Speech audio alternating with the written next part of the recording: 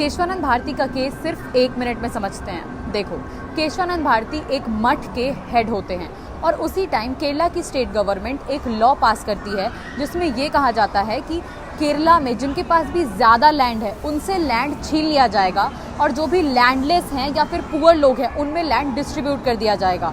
तो इस लॉ के हिसाब से केशवानंद भारती के मठ की ज़मीन भी जा रही थी, तो इसलिए केशवानंद भारती ने केस फाइल किया कि ये उनके राइट का वायलेशन है। और जब ये केस सुप्रीम कोर्ट में पेंडिंग चल रहा था तो उसी टाइम पार्लियामेंट 3 कॉन्स्टिट्यूशनल अमेंडमेंट लेके आई, अमेंडमेंट 24, 25 और 29। इन तीनों अमेंडमेंट में ये कहा गया कि फंडामेंटल राइट्स को लिमिट कर दिया जाएगा, सुप्रीम कोर्ट की जो जुडिशियल रिव्यू की पावर है उसको लिमिट कर दिया जाएगा, और तीसरा कि पार्लियामेंट कॉन्स्टिट्यूशन के किसी भी पार्ट को अमेंड कर सकती है। तो इससे ये इशू उठा कि क्या पार्लियामेंट कॉन्स्टिट्यूशन के किसी भी पार्ट को अमेंड कर सकती है। तो इस पे सुप्रीम कोर्ट ने बोला कि पार्लियामेंट कॉन्स्टिट्यूशन के किसी भी पार्ट को अमेंड कर सकती है लेकिन कॉन्स्टिट्यूशन के बेसिक स्ट्रक्चर को चेंज नहीं कर सकती है।